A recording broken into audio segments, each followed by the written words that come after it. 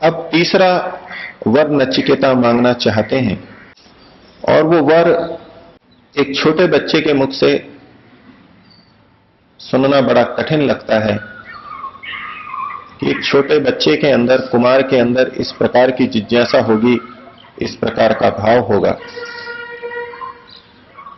यद्यपि नचिकेता के तीनों ही वर बड़े समझदारीपूर्ण और किसी सुलझे हुए व्यक्ति के लगते हैं।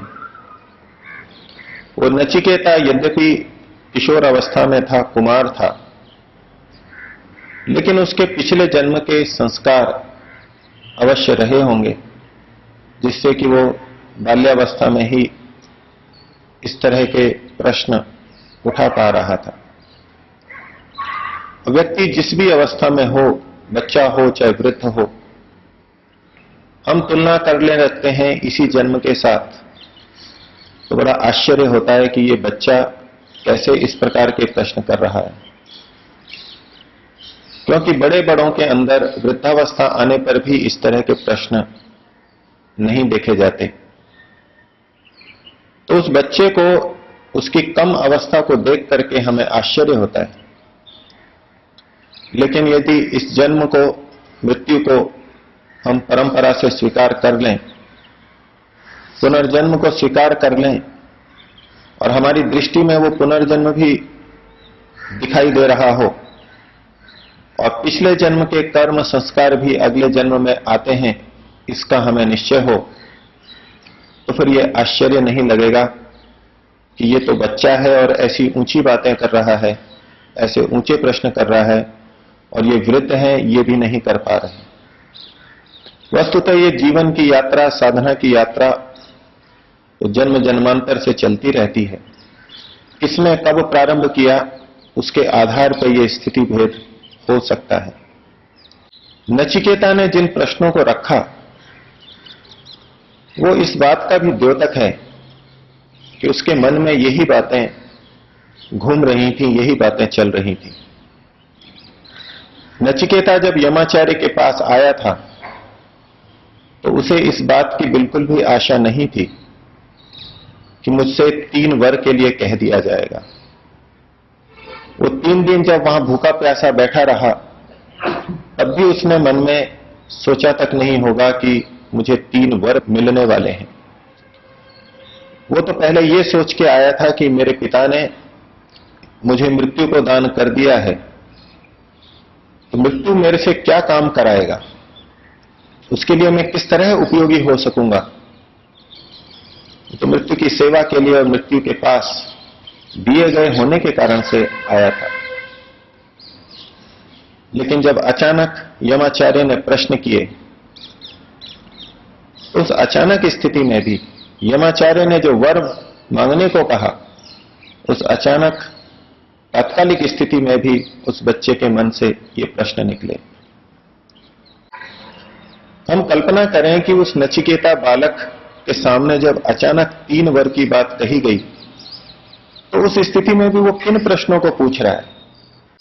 ये इस बात का संकेत है कि पिछले जन्म में वो इस दिशा में बढ़ता रहा है, इस तरह की ललक प्रश्नों की चाह उसके मन में रही है।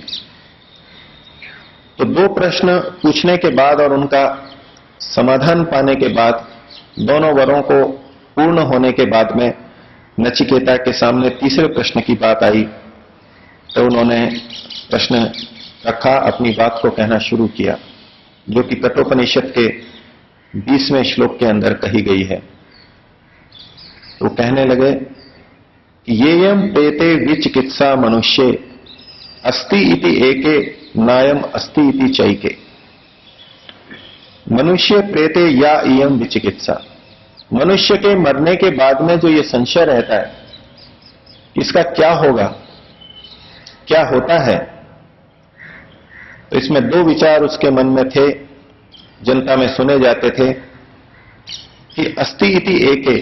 कुछ लोग कहते हैं कि ये मरने के बाद भी रहता है, ये आत्मा मरने के बाद भी विद्यमान रहता है, और नायम अस्ति इति चैके, और ये मरने के बाद नहीं रहता, ऐसा भी कुछ लोग कहते हैं। तो मेरे मन में संशय है कि मृत्यु के बाद में आखिर क्या होता है। बच्चे के मन में आत्मभाव भावना हो रही है, अपने बारे में जानने की इच्छा हो रही है।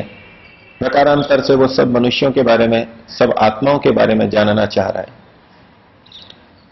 महर्षि दयानंद के जीवन में भी जब बहन और चाचा की मृत्यु हुई तो यही प्रश्न घुमड़ने लगे। वो बार बार यही सोचने लगे कि क्या मैं भी इसी तरह से मर जाऊंगा। वैसे तो हम सभी लोगों को मरते हुए देखते हैं और थोड़े बहुत प्रश्न हमारे मन में भी उठते रहते हैं, लेकिन उनकी तीव्रता में भिन्नता रहती है। एक व्यक्ति के मन में इतनी तीव्रता हुई कि वो घर छोड़ के निकल पड़ा और सच्चे शिव की खोज में लग गया। हमारे मन में भी होती है, बहुत कम मात्रा में होती है, ये हमारे व्यवहार से पता लगता है। तो ये प्रश्न तो बहुत पहले से संसार में विद्यमान था और आज भी है। और मृत्यु का ऐसा प्रश्न है जिसके बारे में सदैव एक जिज्ञासा, रहस्यपूर्ण जिज्ञासा लोगों के मन में रहती है और रहेगी।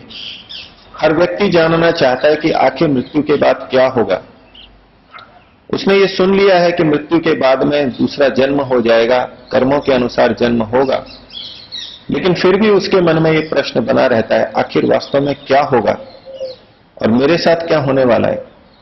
ये जो सुना जाता है ये सारा इतना परोक्ष है कि व्यक्ति सहजता से विश्वास नहीं कर पाता और इसलिए मृत्यु से डरता भी रहता है। तो इसमें मृत्यु के बारे में नचिकेता पूछ रहे हैं कि मरने के बाद में जो संशय रहता है, कुछ लोग कहते हैं कि ये विद्यमान है, रहेगा, और कुछ लोग कहते हैं कि विद्यमान नहीं रहेगा। तो कहा एतत् विद्याम अनुशिष्टस्त्वया अहम वरम एष वरस्तितीय। मैं आपके द्वारा शिक्षित होकर के इस विद्या को जान लूं कि मृत्यु क्या है, मृत्यु का विषय क्या है, ये मैं तीसरा वर आपसे पाना चाहता हूं। और इस प्रश्न को, इस वर को सुनकर के यमाचार्य ने कहा, ये प्रश्न तो बड़ा कठिन है। देवताओं के मन में भी इस विषय में संशय रहा है। देवताओं अर्थात विद्वानों के मन में भी इसके विषय में अनिश्चय रहता है, संशय रहता है। तो कहते हैं देवैहि अत्रापि विचिकित्सितम पुरा न ही सुविज्ञेयम अनुरेश धर्मः।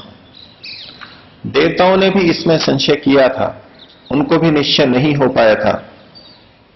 क्यों? क्योंकि ये विषय बहुत अणु है, बहुत सूक्ष्म है।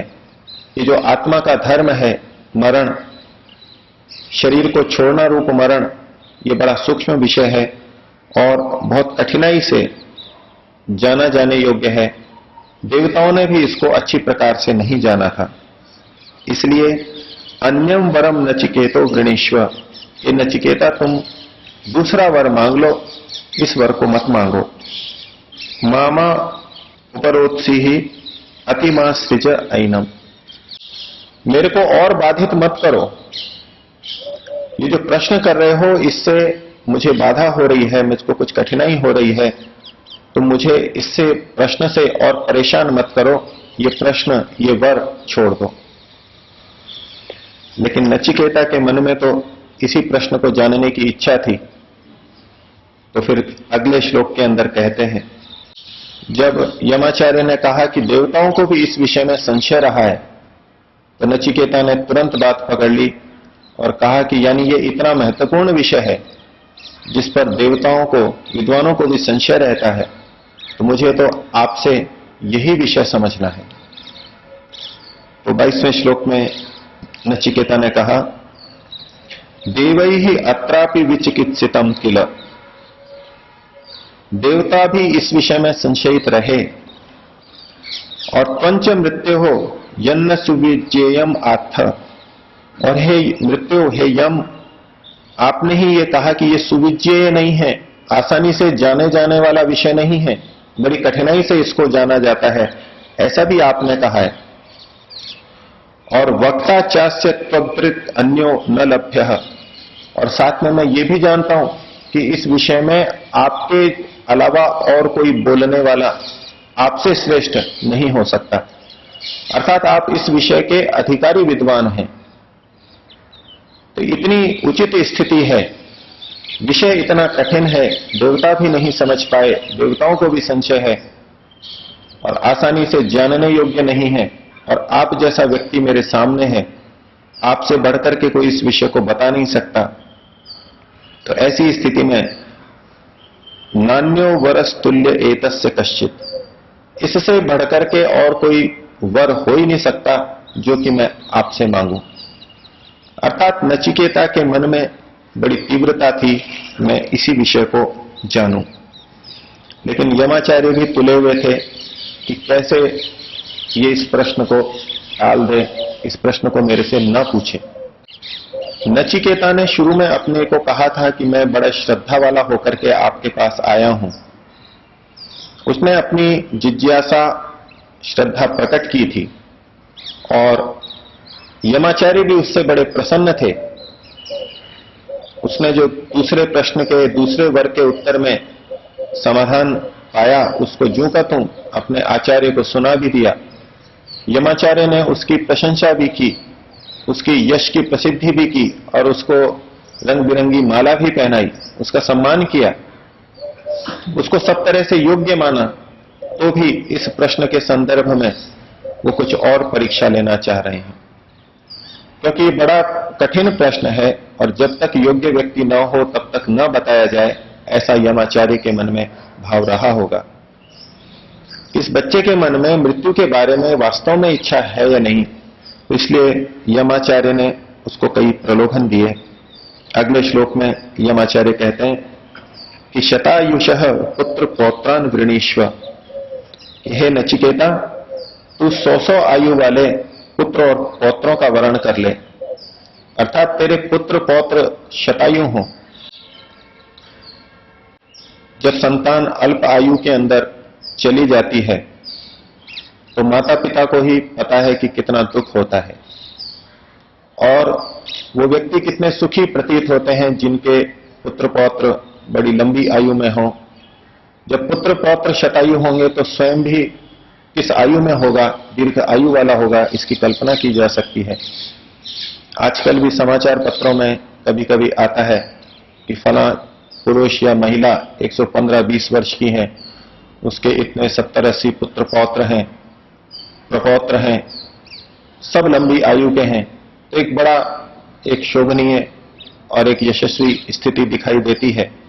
तो पहले कहा कि शतायुषः पुत्र पौत्रान वृणीष्व, तू 100 आयु वाले पुत्र पौत्रों का वर्ण कर ले, मैं तुझे ये दे देता हूं, मैं तुझे दे सकता हूं।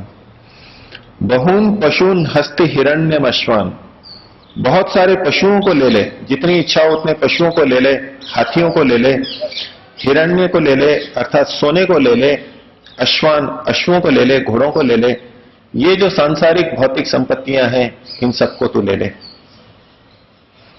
भूमेर महद आयतनम वृणीष्व, भूमि के बहुत बड़े क्षेत्रफल को तू वर कर ले, बहुत बड़ा क्षेत्रफल, बहुत बड़ी भूमि मैं तुझे दे देता हूं, उसका तू राजा हो जाएगा। और स्वयं च जीव शरदो यावद इच्छसी, और स्वयं भी तुम जितने शरद ऋतुओं तक यानी जितने वर्षों तक जीना चाहते हो उतना जीने का मैं तुमको वर देता हूं, बहुत लंबी आयु और इन सब साधनों का उपभोग करो। और कहा कि तुमने जो मृत्यु के बारे में जानने का वर मांगा है, इसके समान और भी कोई वर हो, दूसरा कोई वर हो जिसको कि तू इसके तुल्य मानता हो, वो मुझे कहे, मैं तुझे अवश्य दूंगा। जो चीजें पीछे गिनाई यदि वो भी कम पड़ रही हो तो जितना तेरे को बराबर लगे, जो तेरे वर के तुल्य प्रतीत हो, उतना तू मांग सकता है। और बड़ा प्रलोभन दिया, कहा एतत् तुल्यम यदि मन्यसे वरम वृणीष्व वित्तम चिरजीविकांच, इस वर के समान और कोई तुझे दूसरा वर दिखाई देता हो तो वो मांग ले, बहुत अधिक धन मांग ले, और चिरंजीविकांच बहुत बड़ा जीवन दीर्घायु अपनी मांग ले। महाभूमौ नचिकेतस्त्वमेधि कामानां त्वा कामभाजन करोमि, बहुत बड़ी भूमि मैं तुम्हारे को देता हूं और तुम इतने बढ़ो और तुमको ये भी वर देता हूं कि जो भी तुम कामना करोगे तुम्हारी वो कामना पूरी हो जाए। कामानाम त्वा काम भाजम करोमि। जैसे कि कल्प वृक्ष की कल्पना की जाती है कि उसके नीचे बैठ करके व्यक्ति जो मांगे वो मिल जाए। यद्यपि भौतिक रूप से इस प्रकार का कोई कल्प वृक्ष संभव नहीं है, लेकिन यहां कुछ उसी तरह की बात कही जा रही है कि तुझको ऐसा वर दे देता हूं कि जो भी कामना करनी हो वो कामना तेरी पूरी हो जाए। हो सकता है मैं तेरे सामने वो सब प्रस्तुत न कर सकूं जो तुझे इच्छा हो, तो जो तेरी इच्छा हो वो तेरी सारी कामनाएं पूरी हो जाएं, मैं इतना बड़ा वर भी दे सकता हूं। लेकिन तू इस प्रश्न को, मृत्यु के बारे में जानने की इच्छा को छोड़ दे। और उसको प्रलोभन दे रहे हैं, ये कामा दुर्लभा मर्त्य लोके। इस मर्त्य लोक में, मनुष्य लोक में जो जो भी कामनाएं दुर्लभ हैं, तुझे ये प्रतीत हो कि मिल नहीं सकती, पूरी जिंदगी व्यक्ति बिता दे तो भी उस तरह का वैभव एक सामान्य व्यक्ति नहीं प्राप्त कर सकता। तो ये कामा दुर्लभा मर्त्य लोके सर्वान कामान छंदतः प्रार्थयस्व। उन सब दुर्लभ कामनाओं को तू अपनी इच्छानुसार, छंदतः, जो तेरी इच्छा हो वो मांग सकता है। इस तरह का इच्छा वर दे दिया, जो इच्छा हो वो मांग ले। और गिनाया, इमा रामा सरथा सतुर्यान ही ईदृशा लंभनीया मनुष्य। एक सामान्य मनुष्य इस प्रकार की कामनाएं रखता है, विभिन्न साधनों उपभोगों को चाहता है। इमा रामा, ये सुंदर स्त्रियां हैं, सरथा, रथों से युक्त हैं, वाहन हैं इनके पास में, सतुर्यान, जिनके पास बैंड बाजे हैं, संगीत भी जहां पर बज रहा है। ही ईदृशा लंभनीया मनुष्य। मनुष्यों की कामना रहती है कि इस प्रकार की चीजें हमें मिलें, वो भी तुझे उपलब्ध हो सकती हैं। और आभि मत तत्ताभि परिचारयस्व नचिकेतो मरणम मानुप्राक्षी। और मेरे द्वारा दी गई ये स्त्रियां, ये महिलाएं तेरी सेवा करेंगी, तो इनसे सेवा ले। लेकिन हे नचिकेता, मरणम मानुप्राक्षी, मृत्यु के बारे में मुझको मत पूछ। नचिकेता के सामने बहुत सारे प्रलोभन दिए गए, लेकिन उसके बाद भी वो मृत्यु का ही प्रश्न आगे आगे पूछता जाता है। ये किसी सामान्य व्यक्ति की बात नहीं है। इस तरह का इतना बड़ा प्रलोभन हम कल्पना करें कि हमारे सामने आए तो हम इस तरह का व्यवहार करेंगे। मृत्यु के प्रश्न की बात तो बड़ी सामान्य सी हमको लगेगी, कोई बात नहीं, मृत्यु का पता लगा या नहीं लगा क्या फर्क पड़ता है। हमारे लिए मृत्यु का पता लगाना कोई विशेष महत्व नहीं रखता। लेकिन नचिकेता की हम स्थिति देखें, एक मृत्यु को जानने के लिए उसको इतनी उत्सुकता क्या है इस मृत्यु को जानने की, क्यों वो इसको इतना महत्वपूर्ण मान रहा है। इस संपूर्ण सृष्टि का राज्य, सब कुछ उसको मिलने को तैयार है, वो चाहे जो ले सकता है, लेकिन फिर भी वो इसे नहीं स्वीकार कर रहा और मृत्यु को ही चाह रहा है।